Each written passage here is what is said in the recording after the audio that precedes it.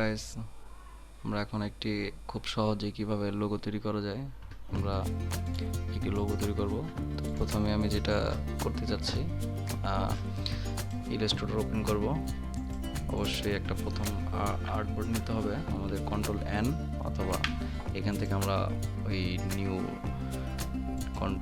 New একটা page. So আমরা এখানে একটা আর্টবোর্ড তৈরি করব। এখানে পিক্সেল, পয়েন্টস, বিকাশ, ইঞ্চি অনেক কিছু দেওয়া আছে। সো আমরা ইঞ্চিতে যাব, যেহেতু আমরা ইঞ্চিতে ভালো বুঝি। ধরেন 15 ইঞ্চি বা 15 ইঞ্চি একটা আউটপুট করা আছে, আমি এখানে একটা ক্রিয়েট দেব। সো গাইস, আমরা এখন খুব সহজে অল্প সময়ের মধ্যে একটা লোগো কীভাবে তৈরি করতে হয় আমি সেটা আপনাদের দেখাচ্ছি। হ্যাঁ, অবশ্যই দিকে খেয়াল রাখতে হবে আপনি ডিজাইনটিকে কী কালারে করতে চাচ্ছেন, RGB নাকি CMYK তে করবেন। সো এখানে RGB আছে, ডাজেন্ট ম্যাটার। ধরুন আমি একটা গোলাকার একটা লোগো তৈরি করতে চাই, সেখানে রেক্টেঙ্গেল নামে একটা অপশন আছে।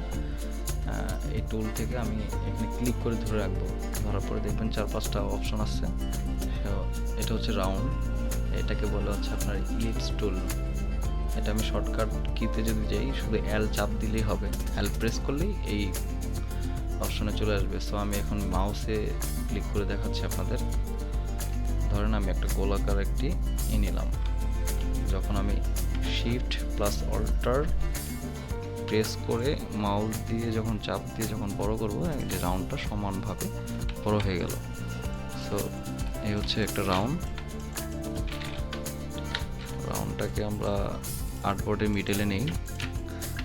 মিডলে নেওয়ার পরে এখানে ধরেন আমি এটার স্ট্রোকটা বাড়াবো রাউন্ডের।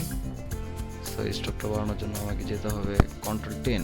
যদি অপশনটা আপনার ডিসপ্লেতে না থাকে, কন্ট্রোল F10 দিলেই আপনার স্ট্রোক অপশনটি চলে আসবে। সো স্ট্রোক অপশনে আমি এখানে বাড়িয়ে দিচ্ছি 5, 6, 7, অলমোস্ট 10-15 দিলেই হবে। 15 দিলাম আমি। এরপর সো আরেকটা কিভাবে শেপ বসাই, ধরেন আমি এই রাউন্ডটি আরেকটা কপি করব, সেটা ছোট আকারে। সেটা আমি কন্ট্রোল CV, মানে পেস্ট হয়ে গেল।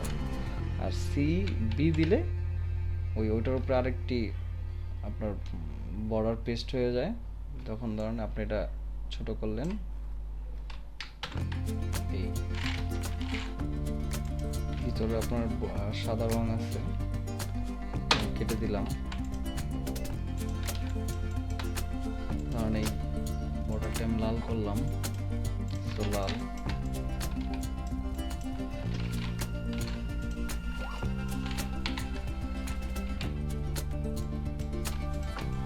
মাপ ঠিক রাখার জন্য এখান থেকে একটা গার্ড ইউজ করলাম। করে ধরেন আমি এটা মার্জ করব, মাঝখান থেকে আমি দাগগুলো মার্জ করে এখানে একটা লেখা পেস্ট করব বা লেখা বসাবো। এই আমি রিমুভ করবো কিভাবে, রিমুভ করব আপনার শিফট ধরে M চাপ দিলে আমি এই মার্জ করে দিলাম, এইভাবে মার্জ করে দিলাম, এভাবে মার্জ করে দিলাম। তখন মার্জ করার পর ডিলিট চাপ দিলে এটা চলে যায়।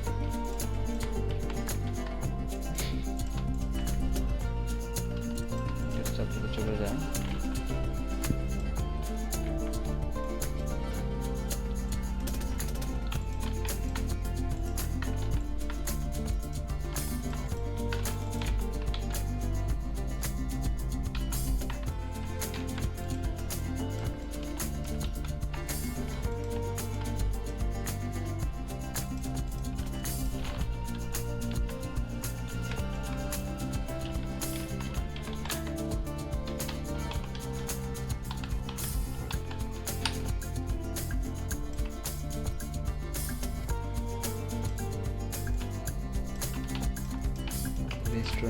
রেস্টুরেন্টের লোগো করে,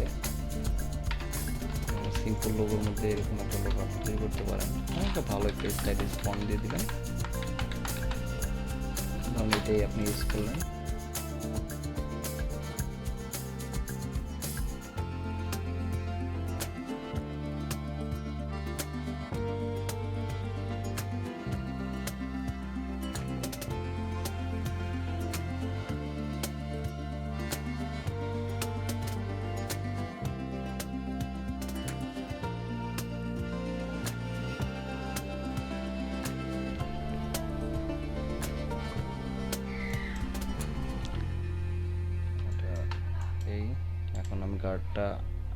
আনলক গাইড দিয়ে দিলাম, ডিলেট,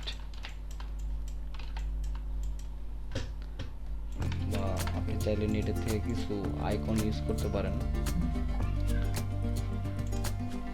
ধরেন একটা বার্গার বা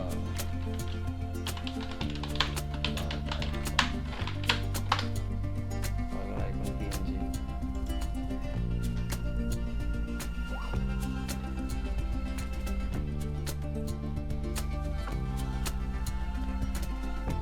এখানে বিভিন্ন ধরনের ডিজাইন আসবে বার্গারের, যে কোনো একটা চুজ করবেন আপনার মতো করে। আমিও চুজ করতেছি, দেখতেছি আসলে কোনটা নিলে ভালো হয়।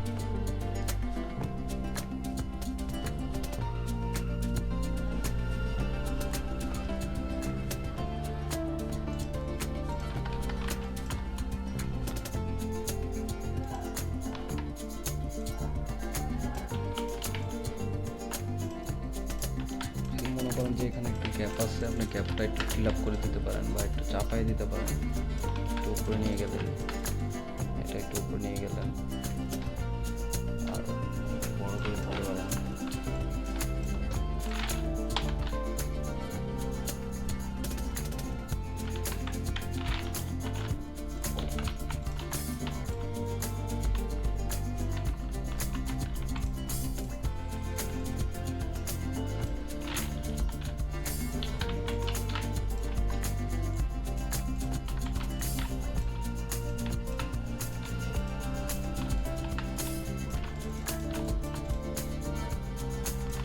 যেহেতু কিং বার্গার, আপনি আরেকটি কাজ করতে পারেন, একটা কিং দিয়ে একটা কিং আইকন নামাতে পারেন। একটা কিং আইকন নিয়ে কালারফুল একটা কিং নিলেন, কিং নিয়ে পাশাপাশি অ্যাটাচ করে দিলেন লোগোর উপরে, জিনিসটা বেটার হবে। এটা ভালো বা এটাও ভালো, আমি এটাই নিতে পারি। আসলে ইলাস্ট্রেটরে অনেক শর্টকাট, অনেক কি আছে যে আপনি সহজে ভেক্টর তৈরি করতে পারবেন। এটা অনেকেই হয়তো জানেন না, কারণ এই আমি ব্যাকগ্রাউন্ডটাকে আমি সহজেই করতে পারবো, ভেক্টর করে দেবো। যে ইনস্ট্রেস নামে একটা ইপ আছে, এখানে আমি যদি স্কেচ আর্ট যদি এখানে ক্লিক করি তো সহজে এটা ভেক্টর হয়ে যাবে। সো পরবর্তীতে এক্সপান্ড ক্লিক করবেন, এক্সপ্যান্ডে ক্লিক করে আমরা যতটুকু অংশ নিতে পারবেন, অবশ্যই এটাকে আনগ্রুপ করে নিতে হবে। হতে পারে আমি এই জিনিসটা নিতে পারি, জিনিসটা নিয়ে এখানে অ্যাটাচ করে দিতে পারি, অ্যাটাচ করে এটাকে ছোট করে দিতে পারি, ছোট বা একটু বড় বা এতটুকু আপনার মতো করে যেটা ভালো লাগবে আপনি ওইটাই করতে পারবেন, সমস্যা নেই। এটাকে কালার চেঞ্জ করে দিতে পারেন, লাল করে দিতে পারেন, লাল করে আপনি চাইলে এই পিছনে যে প্রোডাক্টটা সে ফেলে দিতে পারেন। এটা হতে পারে আপনার একটা ডিজাইন, এখানে সাদা অংশটা কেটে দিলাম, হয়ে যেতে পারে এটাই আপনার একটা লোগো। সো গাইস, যদি আপনার ছোট হয় তো অবশ্যই আপনি ছোট করে একটা সিম্পল ডিজাইনের মধ্যে একটা ভালো ডিজাইন করতে পারেন। আপনার ডিজাইনটা হচ্ছে এরকম যে আপনি যতক্ষণ সময় দিবেন, যত এটার মধ্যে আপনার মেধা আপনি খাটাবেন, তো আপনার ডিজাইন তত সুন্দর এবং সেটা আরও অনেক ডেভেলপ হবে। আশা করি আমার ভিডিওটি এই পর্যন্তই। ভালো লাগলে অবশ্যই লাইক এবং সাবস্ক্রাইব করে আমার চ্যানেলের পাশে থাকুন। অবশ্যই সামনে আরও ভালো কিছু ভিডিও দেবো ইনশাল্লাহ। আল্লাহ হাফেজ।